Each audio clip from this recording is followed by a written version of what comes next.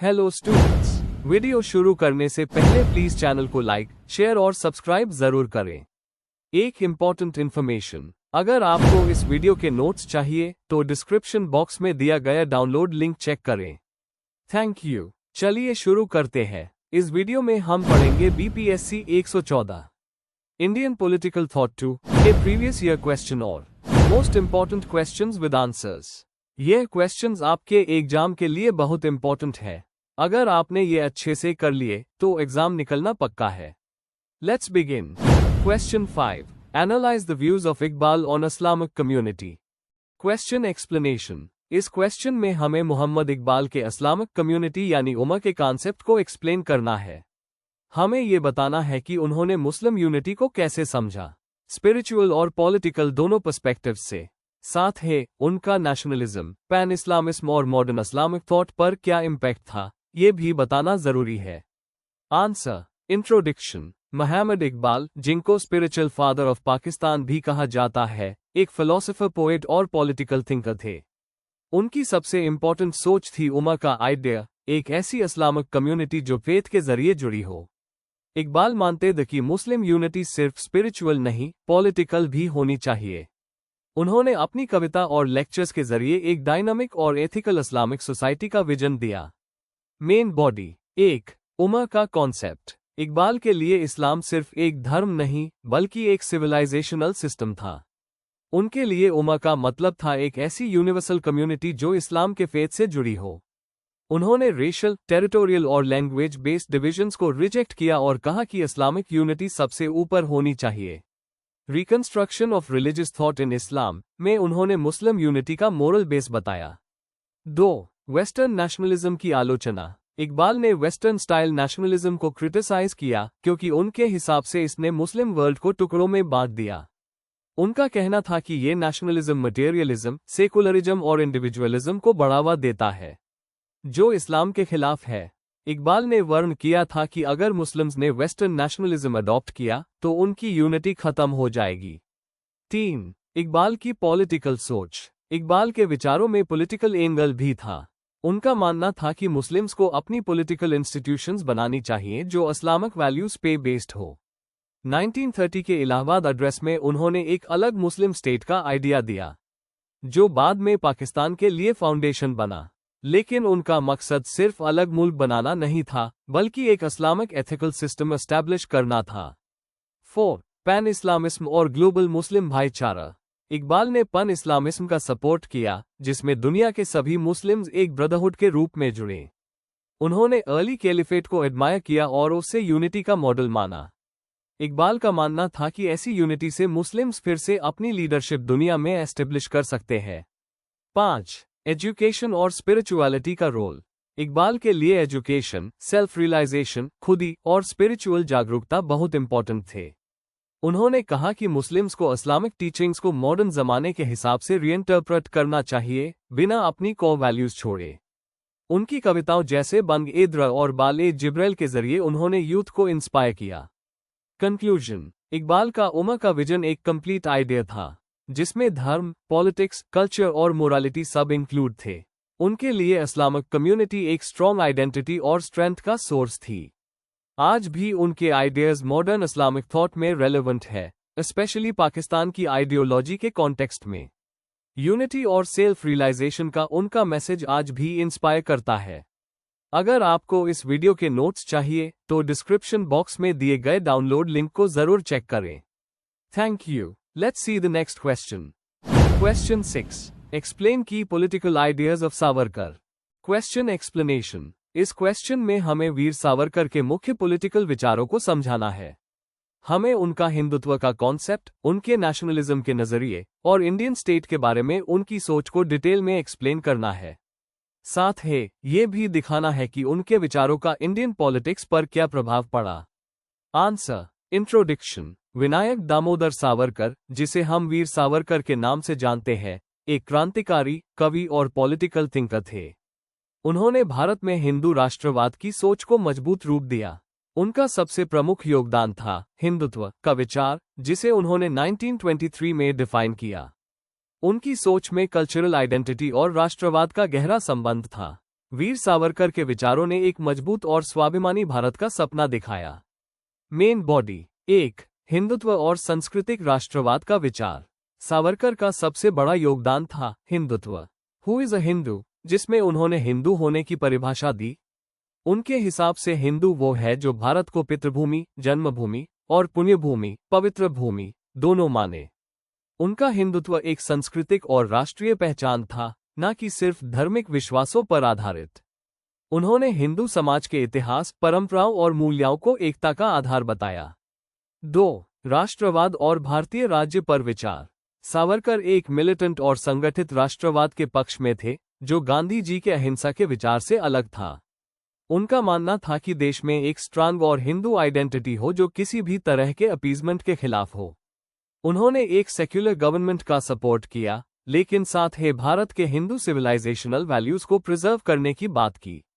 उन्होंने uniform civil code और सभी नागरिकों के लिए बराबरी की मांग की थी। 3. कांग्रेस और गांधी की आलोचना। सावरकर ने कांग्रेस की मुस्लिम अपीजमेंट पॉलिसी की सख्त आलोचना की। उन्होंने गांधी जी के अहिंसा के सिद्धांत को अस्वाभाविक और नाकाफी बताया। अपने जवानी के दौरान वो क्रांतिकारियों के साथ जुड़े दी और आर्म स्ट्रगल का समर्थन किया। उनकी सोच ने राष्ट्रवाद को एक बलशाली और स्वाभिमानी दिशा दी। 4. सामाजिक सुधार और आधुनिकता। सावरकर सिर्फ राष्ट्रवादी ही नहीं, बल्कि एक समाज सुधारक भी थे। उन्होंने जाति प्रथा, छुआछूत और अंधविश्वासों के खिलाफ आवाज उठाए। उनका focus scientific education, women empowerment और रैशनल थिंकिंग पर था। वीर सावरकर के पॉलिटिकल थॉट में हिंदू गर्व और मॉडर्न रिफॉर्म्स का परफेक्ट मेल था। कंक्लूजन। सावरकर के पॉलिटिकल आइडियाज ने भारत के राइट विंग पॉलिटिक्स को गहरी प्रेरणा दी। उनके हिंदुत्व और राष्ट्रवाद के विचार आज भी पॉलिटिकल डिस्कशंस का हिस्सा है। उनका जीवन और विचार एक ऐसे भारत की कल्पना करते हैं जो गर्व से भरा हो और सामाजिक रूप से प्रगतिशील हो।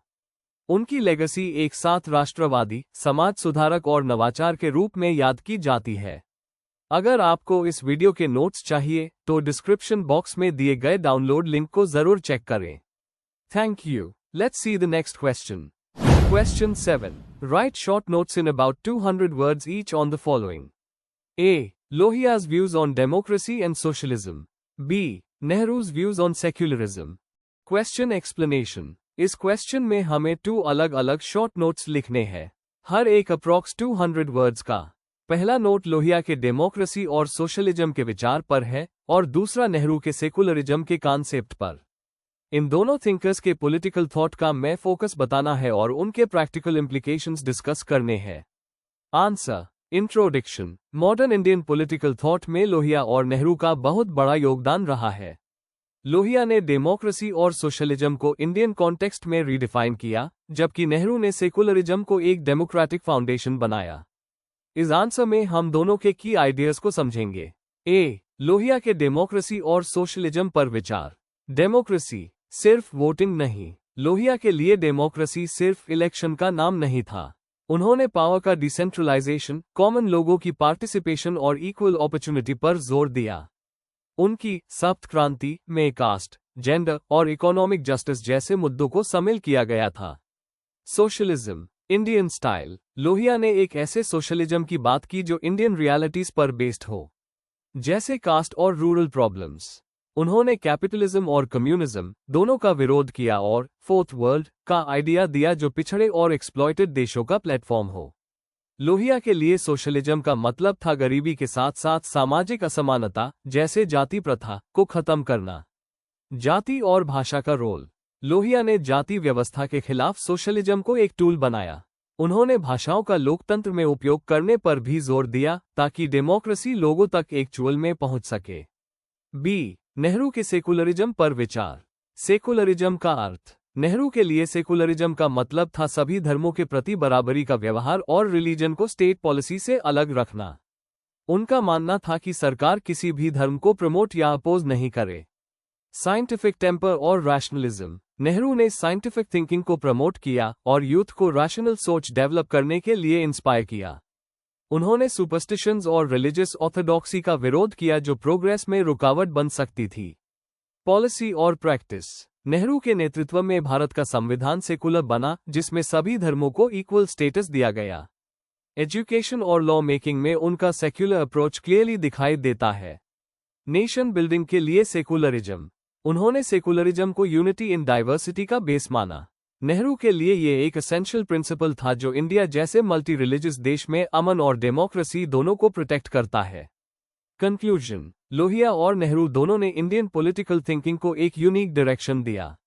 लोहिया ने जाति और रूरल इश्यूज को सोशलिज्म से जोड़ा, जबकि नेहरू ने सेकुलरिज्म को नेशन बिल्डिंग का एक स्ट्रॉन्ग बेस बनाया। आज भी उनके आइडियाज रेलेवेंट है। अगर आपको इस वीडियो के नोट्स चाहिए तो डिस्क्रिप्शन बॉक्स में दिए गए डाउनलोड लिंक को जरूर चेक करें। Thank you. Let's see the next question. Question 8. Write short notes in about 200 words each on the following. A. Vivekananda's views on tradition. B. Ambedkar's views on constitutional democracy. Question explanation. इस question में हमें 2 short notes लिखने हैं। पहला स्वामी विवेकानंदा के tradition के विचारों पर, जिसमें वो परंपराओं का क्या महत्व समझते थे। दूसरा, डॉक्टर अंबेडकर के कॉन्स्टिट्यूशनल डेमोक्रेसी के विचार पर, जिसमें उनका फोकस संविधान, न्याय और समानता पर था। आंसर। इंट्रोडक्शन। स्वामी विवेकानंदा और डॉक्टर B.R. अंबेडकर दोनों ही भारत के प्रभावशाली विचारक रहे। विवेकानंदा ने भारतीय समाज के आध्यात्मिक और पारंपरिक मूल्यों पर जोर दिया, जबकि अंबेडकर ने सामाजिक न्याय और संवैधानिक लोकतंत्र के माध्यम से सुधार की बात की। दोनों के विचार भारत के राष्ट्र निर्माण में मूलभूत रहे हैं। Main body. ए. विवेकानंदा के विचार। परंपरा के संदर्भ में। 1. आध्यात्मिक विरासत का पुनः जागरण। विवेकानंद मानते थे कि भारतीय परंपरा आध्यात्मिक ज्ञान और सार्वभौमिक मूल्यों पर आधारित है। उन्होंने वेदांता जैसे प्राचीन सिद्धांतों को नए रूप में समझने और जीवन में लागू करने पर जोर दिया। 2. अंधविश्वास का विरोध। उन्होंने परंपरा का सम्मान किया, लेकिन अंधविश्वास, जातिवाद और स्त्री विरोधी सोच का विरोध किया। परंपरा को समझदारी और विवेक के साथ अपनाने की सलाह दी। 3. युवाओं और सेवा का महत्व। उनका मानना था कि युवा परंपरा को नए दृष्टिकोण से देखें और राष्ट्र सेवा में जुड़ जाएं। परंपरा का उद्देश्य व्यक्ति को सक्षम बनाना होना चाहिए, न कि बंधन देना। 4. परंपरा एक जीवित दृष्टिकोण। विवेकानंदा के लिए परंपरा एक डायनामिक चीज थी, जो समय के साथ बदल सकती है। उन्होंने हमेशा कल्चरल आइडेंटिटी बनाए रखने के साथ नए विचारों के लिए खुलेपन की बात की।